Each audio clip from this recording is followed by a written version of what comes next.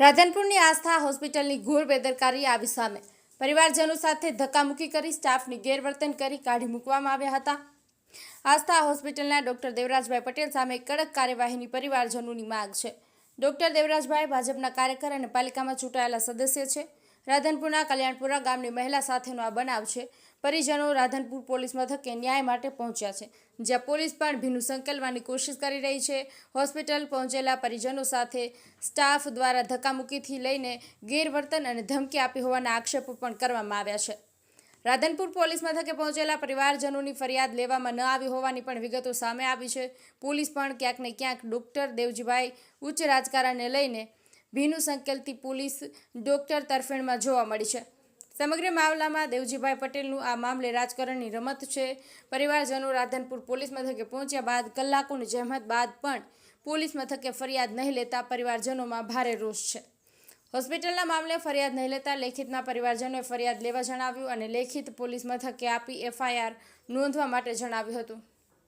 મહિલાને 3 મહિનાનો ગર્ભ હોવાથી સતત 3 મહિનાથી આસ્થા હોસ્પિટલના ડોક્ટર દેવજીભાઈની દવા ચાલુ હતી। મહિલાને પેટમાં દુખાવો થતાં મહિલા સામે જ પરિવારજનોએ હોસ્પિટલ જઈ વાત કરવા સામાન્ય સ્થિતિ બતાવી દવા આપી ઘરે મોકલી દીધા। ત્યારબાદ મહિલાને સતત પેટમાં દુખાવો વધતા પરિવારજનોએ મહિલાને રાધનપુરની અન્ય ખાનગી હોસ્પિટલમાં લઈ જવામાં આવ્યા હતા, જે તમામ પ્રકારના રિપોર્ટ કરાવતા ડોક્ટરે કહ્યું હતું કે આસ્થા હોસ્પિટલથી કેસ બગડી ગયો છે, રિપોર્ટ ખરાબ આવ્યા છે। ત્યારબાદ પાટણ ખાતે પરિવારજનોએ અન્ય ખાનગી હોસ્પિટલ ખાતે પહોંચ્યા હતા, જે ડોક્ટરે પહેલ કે આ મહિલાની સ્થિતિ ખૂબ જ નાજુક છે, તેમજ ગર્ભમાં રહેલા બાળકની સ્થિતિ પણ ખૂબ જ નાજુક છે। ડોક્ટરે કહ્યું હતું કે બાળક બચે તેવી સ્થિતિમાં નથી તેવું ડોક્ટરે જણાવ્યું છે। ત્યારબાદ ત્યાં હોસ્પિટલમાં રાખી દવા કરાવવામાં આવી હતી અને આખરે બાળક મૃત હાલતમાં મહિલાના બચાવ કરતાં બાળક મૃતક જાહેર થયું હતું। બાળકનો જીવ આસ્થા હોસ્પિટલના તબીબની બેદરકારીથી થયું હોવાના પરિવારજનોએ આક્ષેપો કર્યા છે અને ન્યાયની માંગ કરી છે।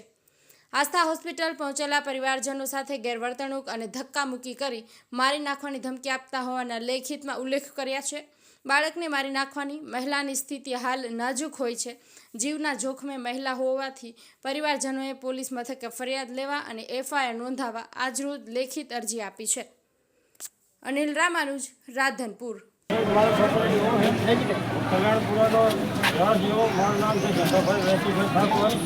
મારે દેવજીભાઈની દવા ચાલુ હતી, 3 મહિના સાહેબ દવા લીધી, પણ આવો દુખાવો વધતો જાય એટલે અમે આવ્યા એટલે અહીંયા અમને કીધું કે પેટની અંદર ગમે તે હોય પછી આપણે પાટણ ગયા।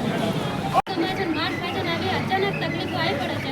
અમે અત્યારે ડૉક્ટરશ્રીને પૂછ્યું કે સાહેબ આ તકલીફ હતી તો તમે પરિવારજનોને કેમ જાણ ન કરી, તો થતાની સાથે જ એની ટ્રીટમેન્ટ કરાવવા, પણ ડૉક્ટરે એવું કીધું કે અમને ગાંઠ હતી, અમને અંદર નોટમાં લખેલું છે, તો લખેલું છે તો આ ગામડાના લોકો છે અભણ છે, અમને તમારી ઇંગ્લિશ ભાષા ખબર પડે નહીં, એટલે એ લોકોને ખબર નહીં કે અંદર શું છે શું નહીં। અમને મૌખિક જાણ કરવી જોઈએ કે ભાઈ તમારી દીકરીને પેટમાં ગાંઠ છે, તો ગાંઠ છે તો એ લોકો તમારાથી નથી થતી તો બીજી હોસ્પિટલે લઈ જાય, એટલે એને લઈ અને આ લોકોને દીકરી જે મરવામાંથી જીવી છે એ આક્રોશમાં હતા, આવીને બધાને ઠંડા પાડ્યા છે અને સાથ કર્યા છે અને જે ન્યાય હશે એ ન્યાય સાથે હું એમની આર્થિક મટી જશે। અને બીજા દિવસે ફરી પાછું દુખાવો ચાલુ હોય, ફરીથી આવ્યા તો કે દવા ચાલુ છે મટી જશે।